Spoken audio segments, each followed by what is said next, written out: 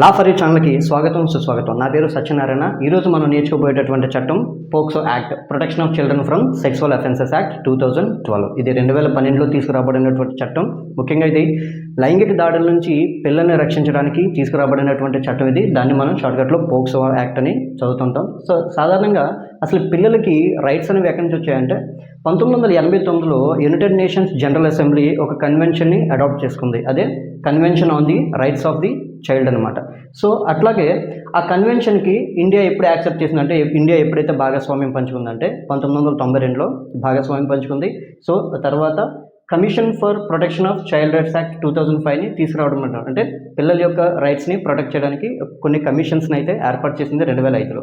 So ముఖ్యంగా base ఏంటంటే article, అంటే మన ఇండియన్ కాన్స్టిట్యూషన్లో ఆర్టికల్ 15 క్లాస్ 3 ఏం చెప్తుందంటే, సో స్టేట్ అయితే మన నేషనల్ గవర్నమెంట్, సెంట్రల్ గవర్నమెంట్ ఏదైతే ఉందో అది పిల్లల కోసం ప్రత్యేకమైనటువంటి చట్టాలని తయారు చేయవచ్చు అని మనకి కాన్స్టిట్యూషన్లోనే చెప్పింది. సో దాని ప్రకారంగానే ఈ పోక్సో యాక్ట్ని అయితే తీసుకురావడం జరిగింది. ఈ యాక్ట్ యొక్క ముఖ్య ఉద్దేశం ఏంటంటే పిల్లల మీద బలవంతంగా లైంగిక దాడులు చేయడం లేదా ప్రాస్టిట్యూషన్ చేయడం, ఈ పోర్నోగ్రఫీలోకి ఇన్వాల్వ్ చేయడం, ఇటువంటి అఫెన్సెస్ నుంచి పిల్లల్ని రక్షించడం కోసం ముఖ్యంగా తీసుకురాబడినటువంటి చట్టం ఇది పోక్సో యాక్ట్ అనమాట.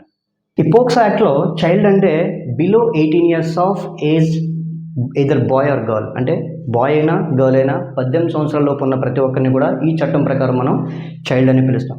సో కన్వీనియన్స్ కోసం ఏంటంటే మనకి 18 సంవత్సరాల లోపు ఉన్న వాళ్ళని చైల్డ్ అని పిలుస్తాం కాబట్టి 18 సంవత్సరాలు దాటిన వాళ్ళని మనం అడల్ట్ అని పిలుచుకుందాం. సో ఈ పోక్సో యాక్ట్లో కొన్ని రకాల క్రైమ్స్ ఉన్నాయి. అందులో మొదటిది సెక్షన్ 3 దేని చెప్తుందంటే penetrative sexual assault. Penetrative sexual assault అంటే ఎవరైనా సరే ఒక అడల్ట్ మేల్ పర్సన్ తన యొక్క పురుషాంగాన్ని గర్ల్ చైల్డ్ యొక్క వెజైనాలో కానీ ఎనస్లో కానీ మౌత్లో కానీ ప్రవేశపెడితే, అంటే పెనిట్రేట్ చేస్తే ఈ సెక్షన్ అట్రాక్ట్ అవుతుందన్నమాట. సో మేల్ పర్సన్ కాదు, ఒకవేళ ఫీమేల్ అడల్ట్ కనుక బాయ్ చైల్డ్ చేత అదే పనులు చేయించుకున్నా సరే అది కూడా ఈ సెక్షన్లోకి అట్రాక్ట్ అవుతుంది. అలాగే ఒక మేల్ అడల్ట్ తన పురుషాంగం కాకుండా any other parts of the body కానీ లేదంటే ఎనీ ఆబ్జెక్ట్ కానీ గర్ల్ చైల్డ్ యొక్క యానస్, మౌత్ ఆర్ వెజాన్లోకి ప్రవేశపెట్టినా కూడా ఈ సెక్షన్ అట్రాక్ట్ అవుతుంది. సో రివర్స్లో ఒక female adult male child, so bye child చేత చేయించుకున్నా సరే ఈ సెక్షన్ 3 అనేది అట్రాక్ట్ అవుతుంది. అలాగే ఈ పెనిట్రేషన్ కోసం ఎనీ పార్ట్ ఆఫ్ ద బాడీని మ్యానిపులేట్ చేసినా కూడా ఈ సెక్షన్ అట్రాక్ట్ అవుతుంది. సో అలాగే ఈ మేల్ అడల్ట్ తన మౌత్ని సో గర్ల్ చైల్డ్ యొక్క ఫీమేల్ సెక్సువల్ ఆర్గాన్స్కి అప్లై చేసిన, లేదంటే ఒక female adult male bye child చేత తిరిగి చేయించుకున్నా కూడా మనకి ఈ సెక్షన్ అయితే అట్రాక్ట్ అవుతుందన్నమాట. ఇట్లాంటి అఫెన్సెస్ కనుక మేల్ అడల్ట్ కానీ ఫీమేల్ అడల్ట్ కానీ కమిట్ అయితే చేస్తే కనుక వారికి విధించబడేటటువంటి సెక్షన్ 4లో చెప్తారు. పనిష్మెంట్ అంటే మినిమం 10 years ఉంటుంది. మినిమం 10 years ఇంప్రిజన్మెంటు, మ్యాక్సిమం అంటే లైఫ్ ఇంప్రిజన్మెంట్ ఉంటుంది. సో దీంతోపాటు ఫైన్ కూడా విధించడం జరుగుతుంది. ఈ ఫైన్ ఏంటంటే ఒకవేళ వీళ్ళు దాడి చేసినప్పుడు పిల్లలకి ఏదైనా సరే నష్టం జరిగితే ఒక బాడీ పార్ట్స్లో కానీ లేదంటే ఈ విధంగా మెడికల్ ఎక్స్పెన్సెస్ ఏదైనా అవసరమైతే కనుక సో పిల్లలకి రీహాబిలిటేషన్ కోసం లేదా మెడికల్ ఎక్స్పెన్సెస్ కోసం ఈ ఫైన్ అనేది బాధితులకు ఇవ్వడం జరుగుతుంది. ఆ విధంగానే ఈ ఫైన్ అనేది విధించడం జరుగుతుందన్నమాట. ఈ పనిష్మెంట్స్లో ఒకవేళ ఈ పెనిట్రేటివ్ సెక్సువల్ అసాల్ట్ కనుక 16 సంవత్సరాల లోపు చైల్డ్ మీద కనుక కమిట్ చేస్తే వాళ్ళకి 20 years, మినిమం 20 years ఉంటుంది, మ్యాక్సిమం లైఫ్ ఇంప్రిజన్మెంట్. ఇక్కడ లైఫ్ ఇంప్రిజన్మెంట్ అంటే పాతకాలంలాగా 14 సంవత్సరాలు కాదు. ఇక్కడ లైఫ్ ఇంప్రిజన్మెంట్ అంటే అంటిల్ డెత్, అంటే చనిపోయేంత వరకు కూడా కారాగారంలోనే బంధింపబడి ఉండాలి. సెక్షన్ 5 ఏం చెప్తుందంటే అగ్రవేటెడ్ పెనిట్రేటివ్ సెక్సువల్ అసాల్ట్. ఇందాక మనం పెనిట్రేటివ్ సెక్సువల్ అసాల్ట్ గురించి నేర్చుకున్నాం. అది ఎప్పుడు అగ్రవేటెడ్ అవుతుందంటే, సో ఆర్డినరీ పర్సన్స్ చేస్తే కనుక దాన్ని పెనిట్రేటివ్ సెక్సువల్ అసాల్ట్గానే చేస్తాను. కానీ ఒక పోలీసు తన కస్టడీలో ఉన్నటువంటి పిల్లల మీద ఈ అఫెన్స్ కమిట్ చేసిన, అతను డ్యూటీలో ఉన్నప్పుడు ఈ అఫెన్స్ కమిట్ చేసిన, లేదంటే ఒక ఆర్మ్డ్ ఫోర్సెస్ లేదా సెక్యూరిటీ ఫోర్సెస్ వాళ్ళు కూడా ఈ అఫెన్స్ కమిట్ చేసిన, ఒక పబ్లిక్ సర్వెంట్ కూడా, సో పబ్లిక్ సర్వెంట్ ఈ అఫెన్స్ కమిట్ చేసిన, లేదంటే ఒక మేనేజ్మెంట్ లేదా స్టాఫ్ ఆఫ్ జైలు, సో అక్కడ ఉన్నటువంటి పిల్లల మీద వాళ్ళు ఈ అఘాయిత్యానికి పాల్పడిన, లేదంటే management staff of educational institutions or religious institutions. So educational ఇన్స్టిట్యూషన్లో ఉన్నటువంటి పిల్లల మీద స్టాఫ్ కానీ మేనేజ్మెంట్ కానీ ఎవరైనా సరే ఇలాంటి లైంగిక దాడికి పాల్పడినా, లేదంటే రిలీజియస్ ఇన్స్టిట్యూషన్లో ఉన్నటువంటి పిల్లల మీద పాల్పడినా, లేదంటే మోర్ దెన్ 1 పర్సన్ ఒక గ్యాంగ్గా ఫామ్ అయ్యి పిల్లల మీద ఇలాంటి లైంగిక దాడికి పాల్పడిన, ఒక యూజ్డ్ డెడ్లీ వెపన్స్, సో ఒక ఫైర్ కానీ లేదంటే వేరే వెపన్స్ కానీ ఉపయోగించిన ఆ విధంగా so causing grievous hurt, so genetical ఆర్గాన్స్ని ఇబ్బంది పెట్టే విధంగా, సో ఏదైనా డ్యామేజ్ చేసే విధంగా ఏ విధంగా ప్రవర్తించినా సరే అది కూడా కాజింగ్ గ్రీవియస్ అంటారు. ఇవన్నీ కూడా అగ్రివేటెడ్ పెనిట్రేటివ్ సెక్సువల్ అసాల్ట్లోకి వస్తాయి. ఇవే కాకుండా physically incapacitates or causes the child become mentally, అంటే సెక్సువల్ అఫెన్స్ జరిగిన తర్వాత వాళ్ళని ఫిజికల్గా ఇన్కాపాసిటేట్ చేసిన, లేదంటే మెంటల్లీ ఇల్గా వాళ్ళు పిల్లల పరిస్థితి మెంటల్గా ఇల్ అయిపోయినా సరే సో ఈ సెక్షన్ అనేది అట్రాక్ట్ అవుతుంది. అలాగే makes child pregnant, girl child అయితే కనుక ఒకవేళ ప్రెగ్నెంట్ అయ్యింది అనుకోండి అప్పుడు కూడా అగ్రివేటెడ్ ఫామ్ అట్రాక్ట్ అవుతుంది. నెక్స్ట్ ఇన్ఫ్లిక్స్ హెచ్ఐవి, అంటే ఒక భయంకరమైనటువంటి వ్యాధి కలిగినటువంటి ఇంజెక్షన్స్ని ఇన్ఫ్లిక్ట్ చేసిన అప్పుడు కూడా ఈ సెక్షన్ అట్రాక్ట్ అవుతుంది. Next causes death of the child, girl child లేదా బాయ్ చైల్డ్ చనిపోయేంతగా ఈ దాడి చేసినటువంటి అప్పుడు కూడా ఈ అగ్రివేటెడ్ ఫామ్ అనేది అట్రాక్ట్ అవుతుంది. Next committed on physically or mentally disabled child అనమాట.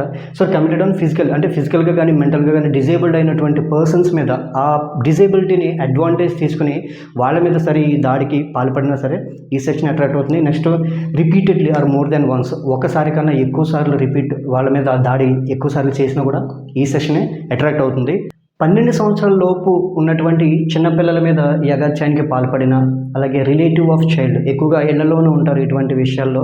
సో రిలేటివ్ ఆఫ్ చైల్డ్ అంటే బ్లడ్ రిలేటివ్ అవ్వచ్చు, లేదంటే అడాప్షన్ తీసుకున్నటువంటి వ్యక్తి ఉండొచ్చు, లేదంటే ఫాస్టర్ కేర్ ఎవరైతే వాళ్ళ యొక్క కేర్ తీసుకుంటున్నారో ఆ వ్యక్తులైనా కావచ్చు, లేదంటే ఇతరత్ర రిలేటివ్స్ ఎవరైనా సరే. సో చూడండి, కొంతమంది పిల్లలకి ట్రస్ట్ ఉంటుంది. సో ట్రస్ట్లో వాళ్ళకి యొక్క ప్రాపర్టీ ఉంటుంది. సో దానికి ఒక అథారిటీని అపాయింట్ చేస్తారు. సో అథారిటీని అపాయింట్ చేసి సో వీళ్ళ యొక్క ప్రొటెక్షన్ చూసుకుంటారు. సో ఆ ట్రస్ట్కి సంబంధించినటువంటి వాళ్ళు పిల్లల మీద సో ఈ అగాత్యానికి పాల్పడినా సరే ఈ సెక్షన్ వస్తుంది. నెక్స్ట్ సో ఆల్రెడీ ప్రెగ్నెంట్ అయినటువంటి చైల్డ్ మీద ఈ అఫెన్స్ కనుక చేశారనుకోండి వాళ్ళు కూడా ఇందులోకి వస్తారు. Next attempt to murder after offence, so లైంగిక దాడి పాల్పడిన తర్వాత ఆ గర్ల్ చైల్డ్ లేదా బాయ్ చైల్డ్ కనుక చంపడానికి ప్రయత్నిస్తే సో అప్పుడు కూడా ఈ సెక్షన్ అట్రాక్ట్ అవుతుంది. నెక్స్ట్ డ్యూరింగ్ కమ్యూనల్ వైలెన్స్, చూడండి చాలా చోట్ల కమ్యూనల్ వైలెన్స్ జరుగుతుంది. సో అదే అదునుగా తీసుకుని పిల్లల మీద ఇటువంటి దాడి చేసిన, లేదంటే ఒక న్యాచురల్ కెలామిటీ, వరదలు వస్తుంటాయి లేదంటే భూకంపాలు వస్తుంటాయి, కొన్ని సిచ్యువేషన్స్లో న్యాచురల్ కెలామిటీస్లో సో ఆ యొక్క అడ్వాంటేజ్ తీసుకుని, ఆ సందర్భాన్ని అడ్వాంటేజ్ తీసుకుని పిల్లల మీద సో ఇటువంటి దాడికి పాల్పడినా సరే కూడా ఈ సెక్షనే అట్రాక్ట్ అవుతుంది. నెక్స్ట్ వచ్చేసరికి already convicted person again commits, so already ఒకడు పోక్సో యాక్ట్ లేదా అంటే ఇదే చట్టం ప్రకారం కేసు పడ్డాడు. సో వాడు శిక్ష అనుభవించాడు, మళ్ళీ బయటకు వచ్చి మళ్ళీ అదే పని రిపీట్ చేశాడు అనుకోండి, సో వాడికి కూడా అగ్రివేటెడ్ పెనిట్రేటివ్ సెక్సువల్ అసాల్ట్ అనేది సెక్షన్ 5 అనేది వీళ్ళందరికీ కూడా అట్రాక్ట్ అవుతుంది. Who make child to parade naked in public, అంటే పబ్లిక్లో నగ్నంగా పరిగెత్తించడానికి ఎవరైతే ప్రయత్నిస్తారో చైల్డ్ని, సో వాళ్ళకి కూడా ఈ సెక్షన్ 5 అనేది అట్రాక్ట్ అవుతుంది. So aggravated penetrative sexual assault ఎవరైతే కమిట్ చేశారో వాళ్ళకి పడేటటువంటి సెక్షన్ 6 ప్రకారం minimum 20 years of the punishment and imprisonment for life until death వరకు కూడా, అంటే 20 సంవత్సరాలు మినిమం, అక్కడి నుంచి ఇంప్రిజన్మెంట్ ఫర్ లైఫ్ అంటే జీవిత ఖైదు విధించబడుతుంది. సో ఒక్కొక్కసారి వాళ్ళకి ఫైన్ కూడా విధించడం జరుగుతుంది. ఎవరైతే ఇందులో బాధితులు ఉన్నారో ఆ బాధితులకి ఈ ఫైన్ ఇవ్వడం జరుగుతుంది. ఇంకా ఒకవేళ కనుక అగ్రివేటెడ్ పెనిట్రేటివ్ సెక్సువల్ అసాల్ట్ కనుక సివియారిటీ ఎక్కువ ఉంటే సో వాళ్ళకి డెత్ పెనాల్టీ కూడా విధించేటటువంటి అవకాశం ఉంది. సెక్షన్ 7 ఏం చెప్తుందంటే సెక్సువల్ అసాల్ట్ గురించి చెప్తుంది. సెక్సువల్ అసాల్ట్ ఏంటంటే ఎవరైనా సరే గర్ల్ చైల్డ్ లేదా బాయ్ చైల్డ్ యొక్క జెనెటికల్ ఆర్గాన్స్ టచ్ చేసిన, లేదంటే వాళ్ళ చేత వీళ్ళ యొక్క జెనిటల్ ఆర్గాన్స్ని టచ్ చేయించుకున్న ఈ సెక్షన్ అనేది అట్రాక్ట్ అవుతుంది. Whoever with sexual intent touches vagina, penis, anus or breast of the child, లేదా వాళ్ళ చేత ఈ అడల్ట్ పర్సన్స్ కనుక టచ్ చేయించుకున్నా సరే ఈ సెక్సువల్ అసాల్ట్ అయితే ఉంటుంది. ఇందులో ఫిజికల్ కాంటాక్ట్ అయితే ఉంటుంది తప్ప పెనిట్రేషన్ అయితే మాత్రం ఉండదు. పెనిట్రేషన్ ఉంటే ముందు సెక్షన్స్ అట్రాక్ట్ అవుతాయి, పెనిట్రేషన్ లేకుండా ఓన్లీ ఫిజికల్ కాంటాక్ట్ ఉంటే కనుక ఈ సెక్షన్ అయితే అట్రాక్ట్ అవుతుంది. ఒకవేళ సెక్సువల్ అసాల్ట్ కనుక ఎవరైనా అడల్ట్ పర్సన్స్ కమిట్ అయితే వాళ్ళకి పడేటటువంటి శిక్ష so 3 to 5 years of imprisonment, అలాగే ఫైన్ కూడా విధిస్తారు. ఈ ఫైన్ ఎవరైతే బాధితులు ఉన్నారో ఆ బాధితులకి ఇవ్వడం అయితే జరుగుతుంది. నెక్స్ట్ సెక్షన్ 9 వచ్చేసరికి దీనికి అగ్రివేటెడ్ ఫామ్, ఇందాక చెప్పుకున్నాం కదా అగ్రివేటెడ్లోకి ఎవరెవరు వస్తారో, సో వాళ్ళందరూ కూడా అగ్రివేటెడ్ ఫామ్లోకి వస్తారు. సో అలాగే సెక్షన్ 10 ఏంటంటే అగ్రివేటెడ్ ఫామ్లో సెక్సువల్ అసాల్ట్ చేసిన వారికి so 5 to 7 years of imprisonment, అలాగే ఫైన్ కూడా విధించడం జరుగుతుంది అనమాట. సెక్షన్ 11 ఏం చెప్తుందంటే సెక్సువల్ హెరాస్మెంట్ గురించి చెప్తుంది. సెక్సువల్ హెరాస్మెంట్ అంటే ఏం లేదు, చిన్నపిల్లలు చూస్తుండగా ఏవైనా సరే లైంగిక పరమైనటువంటి వర్డ్స్ మాట్లాడినా, లేదంటే ఏమైనా సైగలు చేసినా, లేదంటే ఎనీ సౌండ్స్ వాళ్ళు చూస్తుండగా చేసినా ఈ సెక్షన్ అనేది అట్రాక్ట్ అవుతుంది. అలాగే పిల్లల యొక్క బాడీ ఎగ్జిబిట్ అయ్యే విధంగా చూపించమన్నా, లేదంటే వాళ్ళు ఎనీ బాడీ కానీ లేదంటే any parts of the body exhibit అయ్యే విధంగా ప్రవర్తించిన అప్పుడు కూడా సెక్సువల్ హెరాస్మెంట్ అనేది అట్రాక్ట్ అవుతుంది. నెక్స్ట్ పోర్నోగ్రఫీ మీడియా, పిల్లలకి ఏమైనా సరే పోర్నోగ్రఫీ మీడియా చూపించినా సరే కూడా సో ఈ సెక్షన్ అట్రాక్ట్ అవుతుంది. ఇంకొకటి ఏంటంటే రిపీటెడ్గా ఎవరైనా సరే పిల్లల్ని అంటే 18 సంవత్సరాల వాళ్ళందరూ కూడా పిల్లలని పిలుస్తాం మనం. చైల్డ్ని కనుక కంటిన్యూస్గా రిపీటెడ్గా కనుక వాళ్ళని ఫాలో అయినా, లేదంటే వాళ్ళని అబ్జర్వ్ చేసినా, గమనిస్తున్నా, లేదంటే వాళ్ళని కాంటాక్ట్ అవుతున్నా, డైరెక్ట్గా కావచ్చు లేదంటే ఇండైరెక్ట్గా మీడియా ద్వారా, ఎలక్ట్రానిక్ మీడియాస్ బోల్డ్ ఉన్నాయి ఇప్పుడు. సో ఎలక్ట్రానిక్ మీడియా ద్వారా సరే వాళ్ళని కాంటాక్ట్ అయినా గమనిస్తున్నా, సో మాట్లాడేటప్పుడు జాగ్రత్తగా మాట్లాడడం అది చూసుకోవాలి. పిల్లల్ని ఎవరైనా సరే పోర్నోగ్రఫిక్ పర్పస్ కోసం ఎంటైజ్ చేసినా కూడా సెక్షన్ 11 అనేది ఇక్కడ అట్రాక్ట్ అవుతుంది. సో ఈ సెక్షన్ 11 ఈ సెక్సువల్ హెరాస్మెంట్కి ఎవరైతే కమిట్ అవుతారో, ఎవరైతే పాల్పడతారో వాళ్ళకి సెక్షన్ 12 ద్వారా పనిష్మెంట్ ఏంటంటే 3 years వరకు ఇంప్రిజన్మెంట్ ఉంటుంది, అలాగే ఫైన్ కూడా విధించడం జరుగుతుంది. సెక్షన్ 13 ఏం చెప్తుందంటే use of child for pornographic purposes, ఎవరినైనా సరే పిల్లల్ని పోర్నోగ్రాఫిక్ వీడియోలో కనుక ఉపయోగించుకుంటే వాళ్ళ గురించి చెప్పేది సెక్షన్ 13 అనమాట. సో ఇందులో అది ఎలక్ట్రానిక్ ఫామ్ అయినా కావచ్చు, ఏదంటే ఏదైనా ఇంటర్నెట్ కావచ్చు, లేదంటే వేరే ఏదైనా కావచ్చు, అలాగే ప్రింటెడ్ ఫామ్ న్యూస్ పేపర్ అయినా కావచ్చు, ఏదైనా ప్రింటెడ్ ఫామ్ కానీ ఎలక్ట్రానిక్ ఫామ్ కానీ ఏదైనా సరే, ఒకవేళ representation of sexual organs of a child, పిల్లల యొక్క జెనెటికల్ ఆర్గాన్స్ కనిపించే విధంగా వాళ్ళు ప్రవర్తించిన, లేదా engaged in real are simulated sexual acts, so అందులో జరిగేటటువంటి సెక్సువల్ యాక్ట్స్లో పిల్లల్ని రియల్గా కానీ లేదంటే సిమ్యులేటెడ్గా కానీ వాళ్ళని ఎంగేజ్ చేసిన, లేదా indecent or absent representation of child, పిల్లల్ని అసభ్యకరంగా అందులో ప్రదర్శించినా కూడా సో సెక్షన్ 13 అనేది అట్రాక్ట్ అవుతుంది. సో సెక్షన్ 13 కనుక అట్రాక్ట్ అయితే కనుక వాళ్ళకి విధించేటటువంటి పనిష్మెంట్ ఫస్ట్ టైం అయితే కనుక 5 years ఇంప్రిజన్మెంట్ వేస్తారు అండ్ ఫైన్ కూడా విధిస్తారు. సో సెకండ్ టైం కూడా అతను కన్విక్ట్ అయితే, సెకండ్ టైం కూడా అతను ఈ అఫెన్స్ కనుక కమిట్ అయ్యాడు అనుకోండి, సో సెకండ్ టైం వచ్చేసరికి 7 years పనిష్మెంట్ ఇస్తారు, సో ఫైన్ కూడా విధిస్తారనమాట. సో ఇప్పుడు ఏదైతే ఎలక్ట్రానిక్ ఫామ్ ప్రింటెడ్ ఫామ్లో జరుగుతుందో, అంటే పిల్లల మీద దాడి అంటే లైంగిక దాడి జరుగుతుందో, వాళ్ళని అందులో ప్రదర్శిస్తున్నారో వాళ్ళకి ఈ పనిష్మెంట్ అయితే విధించబడుతుంది. అలాగే ఆ మీడియాలో ఎవరైతే పిల్లల చేత అంటే పిల్లలతో అసభ్యకరమైనటువంటి పనులు చేస్తున్నారో, ఈ లైంగిక దాడికి పాల్పడుతున్నారో వాళ్ళకి మనం ఇంతకు ముందు చెప్పుకున్నటువంటి పనిష్మెంట్ ఏదైతే అట్రాక్ట్ అవుతుందో అది పడుతుంది. సో వాళ్ళు మీడియాలో చూపించినందుకు గాను ఇది కూడా పడుతుంది. ఒకవేళ రెండు కూడా ఒకరే కమిట్ చేశారనుకోండి, ఎవరైతే పిల్లలతో లైంగిక దాడికి పాల్పడారో వాళ్ళే మీడియాలో కూడా పోస్ట్ చేశారనుకోండి, వాళ్ళకి ఆ పనిష్మెంటు ఈ పనిష్మెంటు రెండు కూడా పడతాయి. సో దేనికి దానికే పనిష్మెంట్స్ అయితే ఉంటాయన్నమాట. సెక్షన్ 15 వచ్చేసరికి punishment for storage of pornographic material involving child, అంటే చైల్డ్ ఇన్వాల్వ్ అయినటువంటి ఎటువంటి పోర్నోగ్రఫిక్ మీడియానైనా సరే తమ దగ్గర దాచుకోవడం అనేది క్రైమే. సో అది ఏ విధంగా దాచుకున్నా సరే, ఒకవేళ నేను డిలీట్ చేయలేకపోయాను అంటే కనుక ఎవరికైనా సరే అథారిటీకి కంప్లైంట్ చేయాలి, లేకపోతే కనుక సో వాళ్ళకి ఈ సెక్షన్ అనేది అట్రాక్ట్ అయ్యేటటువంటి అవకాశం ఉంది. ఒకవేళ వాళ్ళు దాచుకున్నా, లేదంటే ఎవరికైనా షేర్ చేద్దాం అనుకున్నా, లేదంటే కమర్షియల్ పర్పస్గా ఉపయోగించుకుందామన్నా కూడా సో వాళ్ళకి సెక్షన్ అట్రాక్ట్ అవుతుంది. మ్యాక్సిమం 7 years వరకు వాళ్ళకి పనిష్మెంట్ విధించబడేటటువంటి అవకాశం అయితే ఉంది. సో అందువల్ల సో ఈ పిల్లలకు సంబంధించినటువంటి ఎటువంటి పోర్నోగ్రఫిక్ వీడియోస్ని కూడా దాచుకోవడం అనేది నేరం. సెక్షన్ 16 ఏం చెప్తుందంటే అబెట్మెంట్ అంటే ఏం లేదు, లైంగిక దాడికి పాల్పడేటువంటి వ్యక్తికి ఎవరైనా సరే సహాయం చేయడం ఏ రూపంలో అంటే ఇన్స్టిగేషన్ రూపంలో కానీ, ఎంగేజ్ రూపంలో కానీ, ఎయిడింగ్ రూపంలో కానీ సహాయం చేయడాన్ని అబెట్మెంట్ అని పిలుస్తారు. ఇన్స్టిగేషన్ అంటే ఏం లేదు, ఒక తప్పు చేయమని ప్రేరేపించడాన్ని ఇన్స్టిగేషన్ అంటారు అనమాట. సో ఉదాహరణకి లైంగిక దాడికి పాల్పడే వ్యక్తికి లైంగిక దాడి చెయ్యి అని ప్రేరేపించడం. అట్లాగే ఇన్స్టిగేషన్లోకి ఇంకా ఏమొస్తుందంటే మిస్రిప్రజెంటేషన్, అంటే ఫాల్స్ స్టేట్మెంట్స్ ఇవ్వడం అనమాట, అది కూడా ఇన్స్టిగేషన్లోకి వస్తుంది. అలాగే కన్సిల్మెంట్ ఆఫ్ ది ఫ్యాక్ట్స్, అంటే ఉన్న ఫ్యాక్ట్స్ని దాచిపెట్టడం, అంటే లైంగిక దాడి జరగలేదు, లైంగిక దాడి జరిగిందన్న విషయంలో అతను ఆ విషయాన్ని దాచిపెట్టడం, లేదంటే మిస్రిప్రజెంటేషన్ చేయడం, ఇట్లాంటివన్నీ కూడా ఇన్స్టిగేషన్లోకి వస్తాయి. Next engaging. సో లైంగిక దాడి జరుగుతున్న సమయంలో ఆ లైంగిక దాడి చేసేటటువంటి వ్యక్తికి ఆ ప్లేస్లో ఏదైనా సరే సహాయం చేయడం అంటే అతనితో పాటు అతను కూడా ఇన్వాల్వ్ అయి ఉంటే, ఉదాహరణకి ఒక వ్యక్తికి లైంగిక దాడి చేసినప్పుడు చిన్నపిల్లల మీద ఆ పిల్లల్ని గట్టిగా పట్టుకోవడం, నోరు నొక్కేయడం. Next aiding.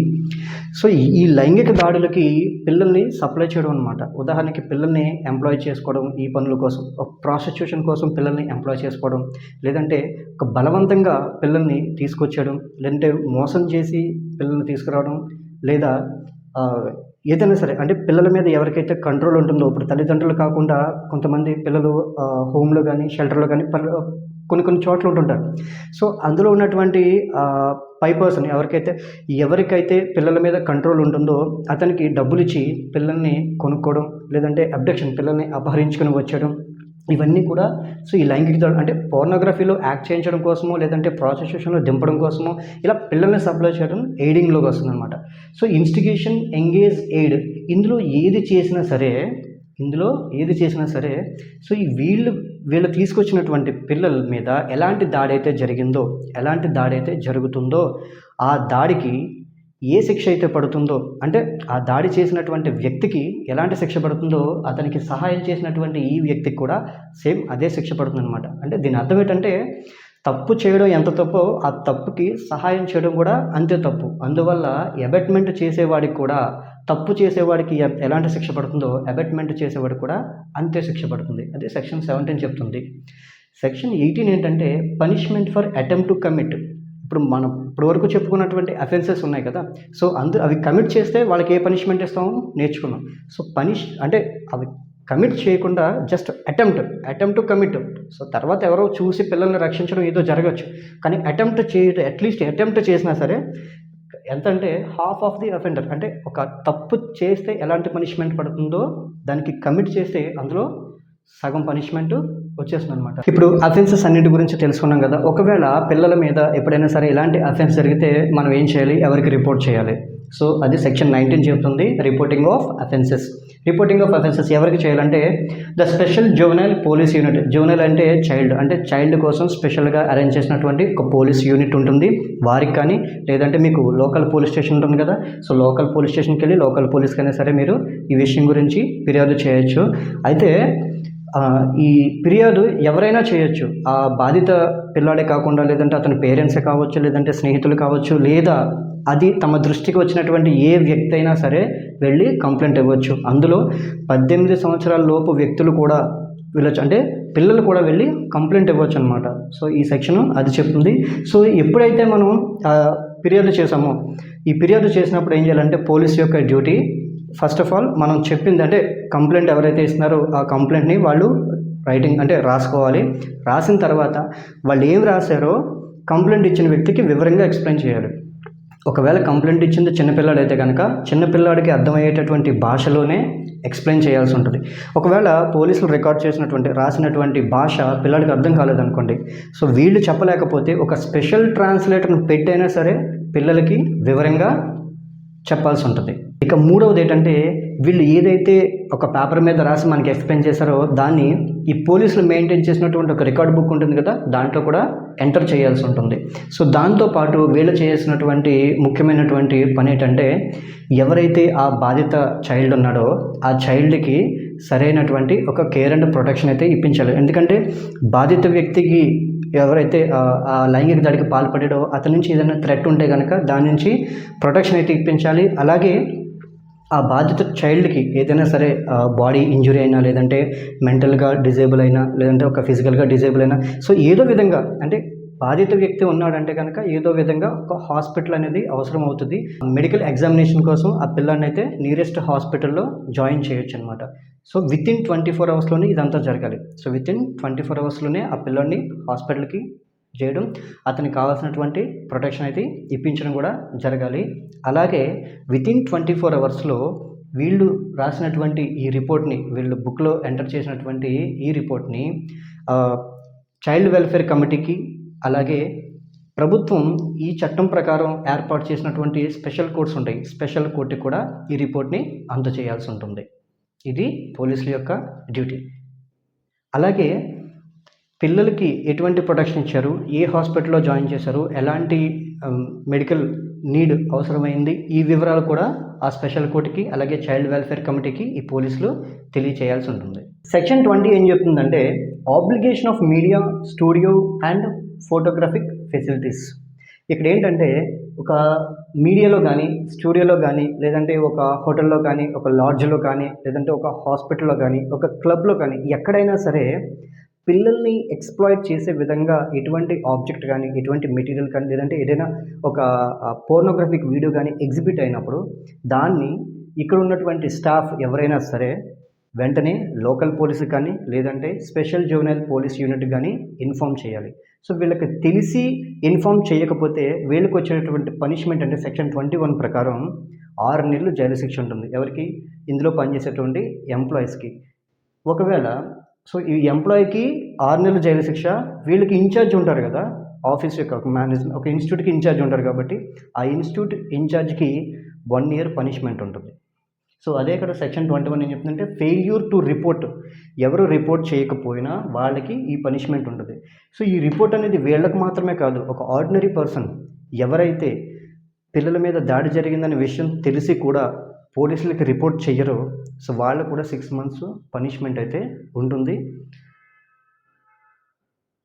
ఇక్కడ ఇంకోటి ఏంటంటే failure to report are record A case. వీళ్ళు కానీ లేదంటే ఒక కామన్ మ్యాన్ కానీ కంప్లైంట్ ఇవ్వడానికి వెళ్ళినప్పుడు ఒకవేళ పోలీసులు కనుక ఆ కేసుని రికార్డ్ చేయకపోతే సో వాళ్ళు కూడా సేమ్ పనిష్మెంట్ ఉంటుంది. ఎంప్లాయీస్కి, అందులో ఉన్నటువంటి ఎంప్లాయీస్కి 6 months పనిష్మెంటు, సో వాళ్ళ యొక్క ఇన్ఛార్జ్కి 1 year పనిష్మెంటు కంపల్సరీ. అది సెక్షన్ 20, సెక్షన్ 21. చిన్నపిల్లల మీద దాడి జరిగినప్పుడు కేసు ఫిర్యాదు చేయడం ఓకే, కానీ ఒకవేళ ఎటువంటి దాడి చేయకపోయినా కొంతమంది మీద ఫాల్స్ కంప్లైంట్ ఇస్తూ ఉంటారు, కొంతమంది పాల్పడుతుంటారు. సో అటువంటి వాటికి ఏవైనా పనిష్మెంట్ ఉందా అంటే సెక్షన్ 22 దాని గురించి చెప్తుంది.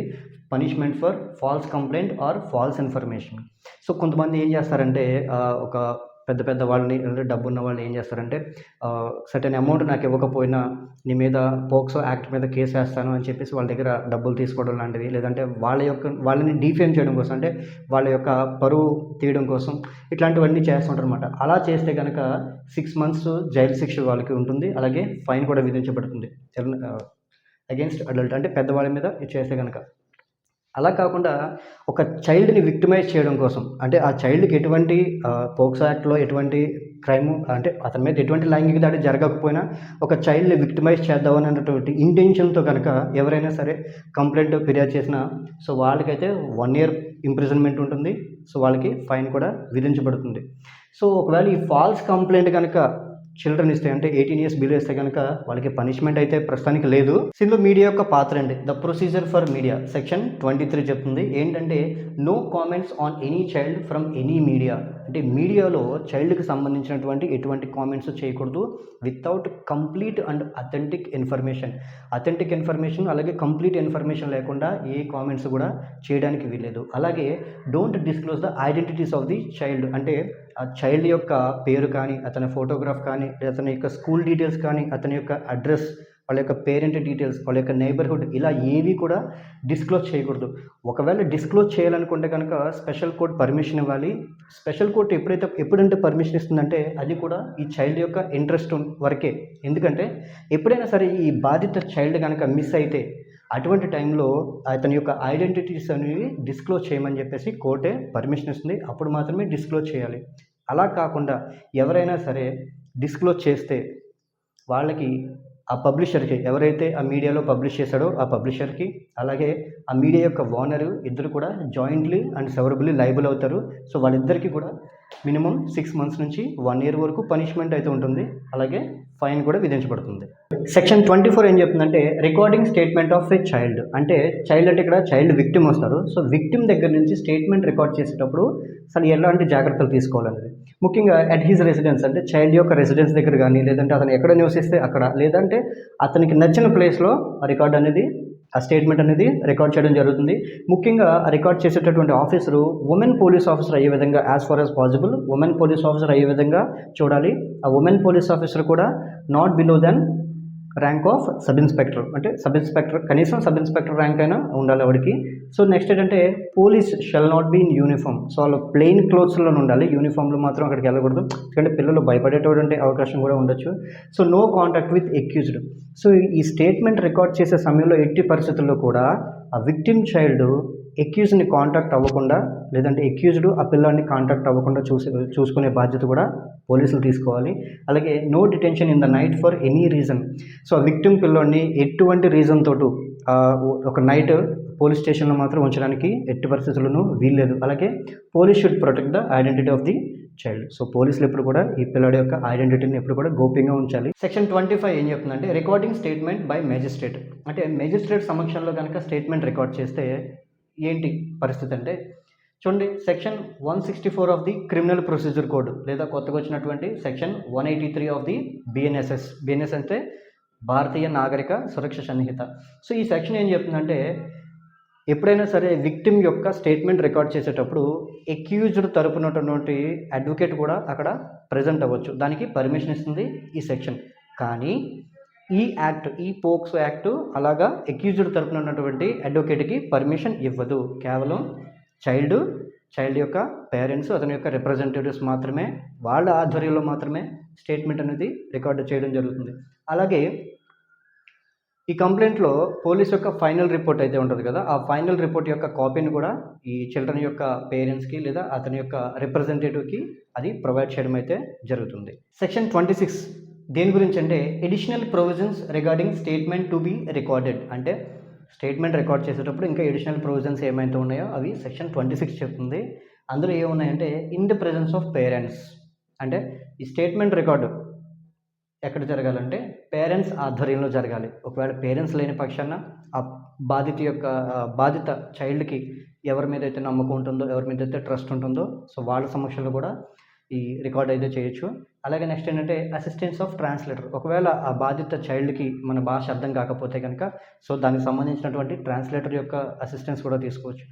ఒకవేళ ఆ బాధిత చైల్డ్ కనుక ఫిజికల్లీ కానీ లేదంటే మెంటల్గా డిజేబుల్డ్ అనుకోండి, సో ఆ డిజేబుల్డ్ అర్థం చేసుకునేటువంటి ఒక స్పెషల్ ఎడ్యుకేటర్ ఉంటారు. సో ఆ స్పెషల్ ఎడ్యుకేటర్ యొక్క అసిస్టెన్స్ కూడా తీసుకోవచ్చు. సో అలాగే ఎక్కడైనా సరే పాసిబుల్ అయితే వెరెవర్ పాసిబుల్ అక్కడ ఆడియో వీడియో ఎలక్ట్రానిక్ మీన్స్లో కూడా ఈ స్టేట్మెంట్ అనేది రికార్డ్ అయితే చేయాలి. సెక్షన్ 27 వచ్చేసరికి మెడికల్ ఎగ్జామినేషన్ ఆఫ్ చైల్డ్.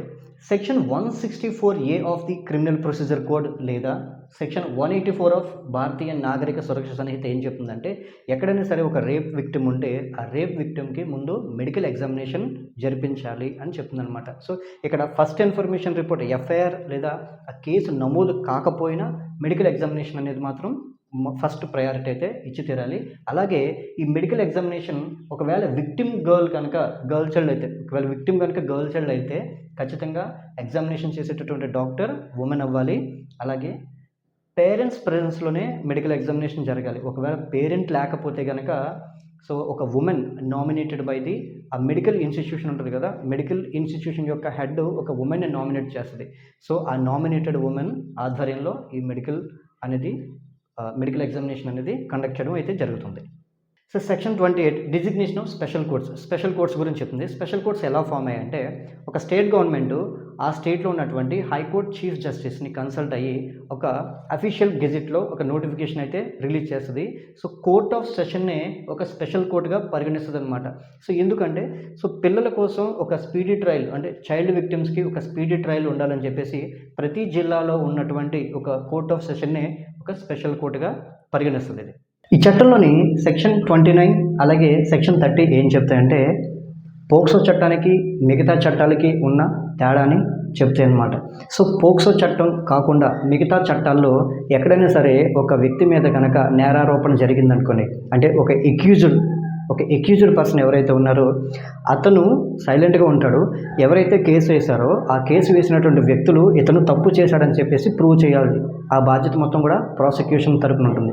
కానీ సెక్షన్ 29 సెక్షన్ 30లో ఏంటంటే బర్డెన్ ఆఫ్ ప్రూఫ్ అంటే తను ప్రూవ్ చేసుకోవాల్సిన బాధ్యత ఎక్యూజ్డ్ ఎవరైతే నేరారోపణ ఉందో ఆ వ్యక్తే ప్రూవ్ చేసుకోవాలి. ఎందుకంటే సెక్షన్ 29 ఏం చెప్తుందంటే presumption as to certain offences అంటే సెక్షన్ 3579 అంటే sexual penetrative sexual assault, aggravated penetrative sexual assault, అలాగే sexual assault, aggravated sexual assault ఈ కేసులు అంటే ఈ సెక్షన్ మీద కనుక కేసు ఎవరి మీదైనా పడితే ఆ కేసు ఆ నిందితుడు accused has committed or abetted or attempted అంటే ఆ వ్యక్తి ఆ తప్పు చేసేసాడు అని నమ్మేస్తుంది అనమాట. అంటే ఆ పాయింట్ ఆఫ్ వ్యూ నుంచి ట్రయల్ స్టార్ట్ అవుతుంది.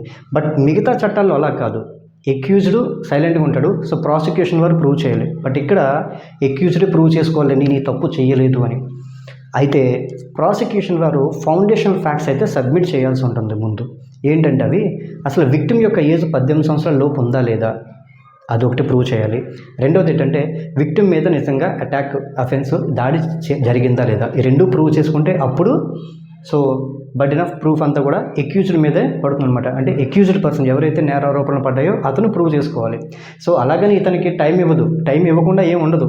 అంటే ఆడియో ఆల్టరమ్ పార్టమ్ లాటిన్ మ్యాక్సిమం ఉంటుంది. అంటే హియర్ ద అదర్ సైడ్ అంటే రెండో వైపు వాదనలు కూడా వినండి. అలాగే ఎక్యూజ్డ్ చేశాడా లేదా అతనికి అవకాశం ఇవ్వకపోతే అతను అలా నిరూపించుకుంటాడు. సో ప్రిజంప్షన్ అయితే ఉంటుంది కానీ అతనికి అవకాశం అయితే ఇవ్వడం జరుగుతుంది. అలాగే సెక్షన్ 30 ఏం చెప్తుందంటే presumption of culpable mental state అంటే ఈ దాడికి పాల్పడినటువంటి వ్యక్తి ఒక ఇంటెన్షన్తోనే చేశాడు, ఉద్దేశపూర్వకంగానే చేశాడు, అతని యొక్క మోటివ్ ఉంది అంటే ఈయనకి ఒక మోటివ్ పెట్టుకునే ఈ దాడి అయితే చేశాడని చెప్పేసి అది కూడా ప్రిజంప్షన్ ఉంటుంది. సో దీన్ని కూడా ప్రూవ్ చేసుకునేటటువంటి అవకాశం ఎక్యూజ్డ్కి అయితే ఉంటుంది. సో అక్కడ ఒకవేళ అవి లేకపోతే కనుక మళ్ళీ అక్కడ న్యాచురల్ జస్టిస్ అనేది మిస్ అవుతుంది. సెక్షన్ 32 స్పెషల్ పబ్లిక్ ప్రాసిక్యూటర్ గురించి చెప్తున్నాను. అంటే స్టేట్ గవర్నమెంట్ ప్రతి డిస్ట్రిక్ట్లో ఉన్నటువంటి స్పెషల్ కోర్టుకి ఒక స్పెషల్ పబ్లిక్ ప్రాసిక్యూటర్ని అయితే అపాయింట్ చేస్తుంది. సో ఎవరిని అపాయింట్ చేస్తుంది అంటే ఎవరికైతే 7 years అడ్వకేట్గా ఎక్స్పీరియన్స్ ఉంటుందో ఆ వ్యక్తినే స్పెషల్ పబ్లిక్ ప్రాసిక్యూటర్గా అపాయింట్ చేస్తుంది స్టేట్ గవర్నమెంట్. సెక్షన్ 33 ఏం చెప్తుందంటే procedure and powers of special courts ఉన్నటువంటి ప్రొసీజర్ ఏంటి అలాగే పవర్స్ ఏంటి అనేది సెక్షన్ 33 చెప్తుంది. సో అందులో ఫస్ట్ ఏంటంటే communicate the questions to be put to the child to the special court. A questions అయితే చైల్డ్ని అడగాలనుకుంటున్నారో ఆ క్వశ్చన్స్ ముందుగా స్పెషల్ కోర్టుకి అయితే కమ్యూనికేట్ చేయాలి. రెండవది చైల్డ్ కనుక ఏమైనా ఫ్రీక్వెంట్ బ్రేక్స్ కావాలనుకుంటే కనుక ఆ ఫ్రీక్వెంట్ బ్రేక్స్ని కూడా వాళ్ళకి పర్మిషన్ ఇవ్వచ్చు. నెక్స్ట్ ఇంకోటి అంటే create child friendly atmosphere. So parents ఆధ్వర్యంలో కానీ లేదంటే వాళ్ళ రిలేటివ్స్ ఆధ్వర్యంలో కానీ లేదంటే ఆ పిల్లాడికి లేదంటే ఆ చైల్డ్కి ఎవరి మీద అయితే నమ్మకం ఉంటుందో ఎవరి మీద అయితే ట్రస్ట్ ఉంటుందో వాళ్ళ ఆధ్వర్యంలోనే సో ఇదంతా కూడా జరగాలి. Next child is not called repeatedly. So repeatedly చైల్డ్ని పిలవకూడదు. అలాగే shall not permit aggressive questioning అంటే కోపం తెప్పించే విధంగా లేదంటే కోపంగా పిల్లాడి మీద క్వశ్చన్స్ అడగకూడదు. అంటే పిల్లాడి మీద కోపంగా క్వశ్చన్స్ అడగకూడదు. అలాగే అతని యొక్క క్యారెక్టర్ని అసాసినేట్ చేసే విధంగా కూడా క్వశ్చన్స్ అడగడానికి వీల్లేదన్నమాట. సో ఇవన్నీ కూడా సో ఈ స్పెషల్ కోర్టు పర్యవేక్షిస్తుంది. అలాగే పిల్లాడి యొక్క ఐడెంటిటీని కూడా డిస్క్లోజ్ చేయకుండా తగు జాగ్రత్తలు అయితే తీసుకుంటుందన్నమాట. సెక్షన్ 13 ఏం చేస్తుందంటే guidelines for child to take assistance of experts. అంటే ఒకవేళ చైల్డ్ కనుక కోర్టు విషయంలో సో సరిగా తనకి ఏమైనా అర్థం కాకపోతే కనుక ఆ చైల్డ్ విషయంలో NGOs సహాయం తీసుకోవచ్చు. లేదంటే ఎనీ ప్రొఫెషనల్స్ అలాగే persons having knowledge of psychology, social work, physical health or mental health and child development. So వీటికి సంబంధించిన ప్రొఫెషనల్ ఎవరైనా సరే ఈ చైల్డ్ బాధితులు ఎవరైతే ఉన్నారో ఈ విక్టిమ్స్ ఎవరైతే ఉన్నారో సో వాళ్ళకి వీళ్ళు అసిస్టెన్స్ అయితే చేయొచ్చు అనమాట. ఇప్పటి వరకు 18 సంవత్సరాల లోపు ఉన్న వ్యక్తుల మీద 18 సంవత్సరాలు దాటిన వాళ్ళు లైంగిక దాడి చేస్తే ఎలాంటి అఫెన్సెస్ ఇది ఏ సెక్షన్ అట్రాక్ట్ చేస్తుంది, ఎలాంటి పనిష్మెంట్స్ వస్తాయనే దాని గురించి తెలుసుకున్నాం. ఇప్పుడు చైల్డ్ మీద ఇంకొక చైల్డ్ కనుక లైంగిక దాడికి పాల్పడితే ఎలాంటి పనిష్మెంట్ వస్తుందనేది ఇప్పుడు తెలుసుకుందాం. సెక్షన్ 34 ఏం చెప్తుందంటే ఎవరైనా సరే 18 సంవత్సరాల లోపు ఉన్నటువంటి వ్యక్తి చైల్డ్ ఇంకొక 18 సంవత్సరాల లోపు ఉన్నటువంటి చైల్డ్ మీద కనుక లైంగిక దాడులకు పాల్పడితే అంటే ఈ పోక్సో చట్టంలో అట్రాక్ట్ అయినటువంటి అఫెన్స్లో కనుక అతను కూడా ఇన్వాల్వ్ అయ్యి ఉంటాయి, అతని కనుక కమిట్ చేస్తే అతన్ని ఏం చేస్తారంటే కనుక so section 34 procedure in case of commission of offence by child and determination of age by special court. చూడండి ఇక్కడ మనకి పిల్లలు కనుక ఎవరైనా సరే 18 సంవత్సరాల లోపు ఉన్న వాళ్ళు ఎవరైనా సరే అఫెన్సెస్ చేస్తే సో వాళ్ళకంటూ ఒక స్పెషల్ యాక్ట్ ఇటు వచ్చింది, juvenile justice care and protection act 2015. దీని ప్రకారం వాళ్ళకి ఏం విధించాలనేది సో ఈ చట్టం నిర్వర్తిస్తుంది, ఈ చట్టమే చేస్తుంది అనమాట. ముఖ్యంగా దీంట్లో జువెనైల్ జస్టిస్ హోమ్ ఉంటుంది, ఆ హోమ్కి వాళ్ళని తరలించడం అయితే జరుగుతుంది, ఇంటికి పంపించరు. సో వాళ్ళు తప్పు చేసినంత మాత్రం, చిన్నపిల్లలైనంత మాత్రం వాళ్ళని క్షమించడం అయితే జరగదు. సో వాళ్ళని స్పెషల్ షెల్టర్ హోమ్కి అయితే వాళ్ళని తరలిస్తారు. సో అక్కడ ఏం చేయాలనేది మనకి జువెనైల్ జస్టిస్ యాక్ట్ 2015లో క్లియర్గా ఉంటుందన్నమాట. అలాగే వాళ్ళు జువెనైల్స్ అంటే 18 సంవత్సరాల లోపు ఉన్న వాళ్ళ, లేదంటే 18 సంవత్సరాలు దాటిన వాళ్ళ, ఈ ఏజ్ డిటర్మినేషన్ అంతా కూడా ఈ స్పెషల్ కోర్ట్సే పరిగణిస్తామన్నమాట. సో స్పెషల్ కోర్ట్స్ ఏజ్ పరిగణిస్తుంది. అలాగే జువెనైల్ జస్టిస్ యాక్ట్ 2015 ప్రకారం అతను కనుక అఫెన్సెస్ పాల్పడితే వాళ్ళని జువెనైల్ జస్టిస్ బోర్డు హోమ్కి తరలించేస్తుంది. సెక్షన్ 35 ఏం చెప్తుందంటే period for recording of evidence of child. So child నుంచి ఎవిడెన్స్ రికార్డ్ చేయడానికి ఎంత పీరియడ్ అంటే వితిన్ 30 days. స్పెషల్ కోర్టులో ఎప్పుడైతే కేసు నమోదవుతుందో అప్పటి నుంచి వితిన్ 30 daysలో సో చైల్డ్ నుంచి ఎవిడెన్స్ అనేది రికార్డ్ చేయాలి. అలాగే డిస్పోజల్ ఆఫ్ కేస్ ఎప్పటికల్లా చేయాలంటే వితిన్ 1 year. సో వితిన్ 1 yearలో కేసు అనేది డిస్పోజల్ అయితే చేయడం జరుగుతుంది. ఇది పోక్సో యాక్ట్ 2012. పోక్సో యాక్ట్ ప్రతి ఒక్కరు కూడా తెలుసుకోవాల్సినటువంటి యాక్ట్ ఇది. చిన్నపిల్లలు, పెద్దలు, అలాగే ప్రతి తల్లిదండ్రులు చట్టం గురించి తెలుసుకోవాలి, వాళ్ళ పిల్లల్ని జాగ్రత్తగా చూసుకోవాలి. అలాగే ప్రతి టీచరు కూడా ఈ చట్టం గురించి తెలుసుకోవాలి, అలాగే వాళ్ళ స్టూడెంట్స్కి క్లియర్గా ఎక్స్ప్లెయిన్ చేయాలి. ముఖ్యంగా ఎవరైతే ఈ డిగ్రీ లేదా బీటెక్ చదువుతుంటారో సో వాళ్ళకి ఈ చట్టం గురించి ఖచ్చితంగా తెలుసుకోవాలి. ఎందుకంటే సో సాధారణంగా ఇప్పుడున్నటువంటి జనరేషన్లో ఎక్కువ లవ్ అఫేర్స్ అయితే ఎక్కువ ఉంటాయి. సో ఆ అబ్బాయి ఏమో సెకండ్ ఇయర్, థర్డ్ ఇయర్లో 18 years దాటేసి ఉంటాడు. సో ఫస్ట్ ఇయర్ అమ్మాయితో కనుక ఈ ఏమైనా ప్రేమ వ్యవహారాలు ఏమైనా ఉంటే కనుక అమ్మాయికేమో బిలో 18 years అయితే ఉంటాయి. సో అటువంటి విషయాల్లో అబ్బాయిలు ఎక్కువగా పోక్సో చట్టంలో ఇరుక్కునేటువంటి అవకాశాలు ఉంటాయి. కాబట్టి సో వీళ్ళు సో దాని గురించి చట్టం పూర్తిగా తెలుసుకోవాలి. సో తెలుసుకుని సో జీవితాన్ని బాగా చదువుకొని జీవితాన్ని సాకారం చేసుకుంటారో, లేదంటే సో ఇంద్రియాలకి లోబడి ఈ పోక్సో చట్టం ద్వారా కారాగారంలోకి వెళ్ళి జీవితాన్ని అంధకారం చేసుకుంటారనేది అది మీ చాయిస్ అది. సో ఇది అన్నమాట పోక్సో యాక్ట్ గురించి. సో మన కంటెంట్ నచ్చితే కనుక మన ఛానల్ని సబ్స్క్రైబ్ చేసుకోండి. Thank you so much.